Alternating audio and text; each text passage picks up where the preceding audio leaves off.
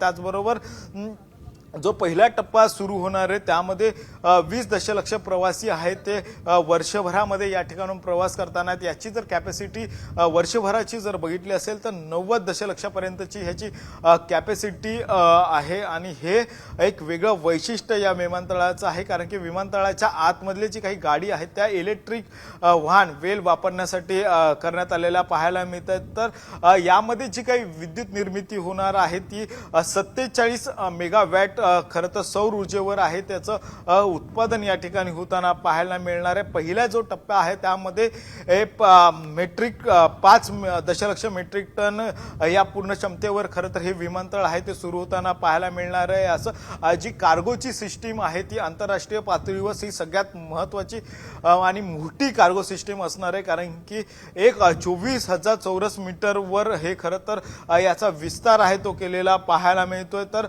जो आतला आणि बाहेरच्या प्रवासांसाठी 5G स्मार्ट नेटवर्किंग या ठिकाणी उपलब्ध आहे। तर डीझी यात्रा सारख्या तंत्रज्ञानाचा देखील या ठिकाणी आहे तो वापर केलेला पाहायला मिळतोय।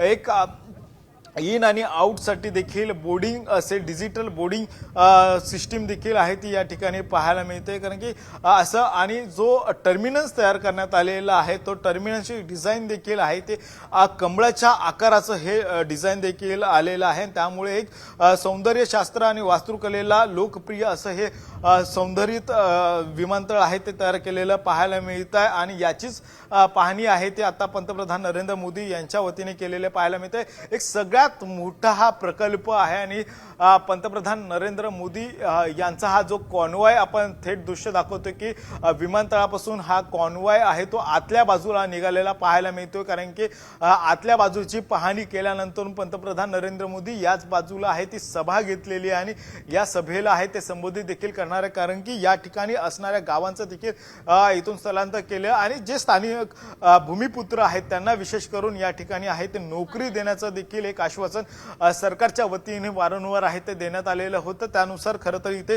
त्यांनाच प्राधान्याने नोकरी देखील आहे ती दिली जाणार आहे। त्याचबरोबर एक प्रमुख मागणी जी गेल्या अनेक वर्षांपासून आहे ती होताना पाहायला मिळते ते म्हणजे या विमानतळाला जे नाव आहे ते लोकनेते दिबा पाटील यांचं नाव देण्यात यावं आणि या सगळ्या संदर्भातला देखील राज्य सरकारच्या वतीने एक प्रस्ताव देखील तयार करून आहे तो केंद्राला पाठवण्यात आलेला आहे याच अगोदर। त्यामुळे पंतप्रधान नरेंद्र मोदी यांच्याच भाषणामध्ये आज खरं तर याला नाव देखील आहे त्याची घोषणा करतायत का याकडे देखील सर्वांचं लक्ष लागलेलं आहे। जर नावाची घोषणा केली तर एक उत्साहाचं वातावरण आणखी या नवी मुंबईकरातील रहिवाशांचं असणार आहे कारण की प्रामुख्याने त्यांची एक मागणी होती की दिबा पाटील यांचं नाव आहे ते या विमानतळाला देण्यात यावं कारण की दिबा पाटलांचं एक स्वप्न होतं की असं भव्य दिव्य असं या ठिकाणचं विमानतळ व्हावं आणि त्याचबरोबर जे आदिवासी भाग खरं तर या भागांमध्ये होता आणि त्यांचं देखील एक वैशिष्ट्य खरं तर या विमानतळासाठी आहे आणि त्यांनी देखील एक महत्त्वाची भूमिका देखील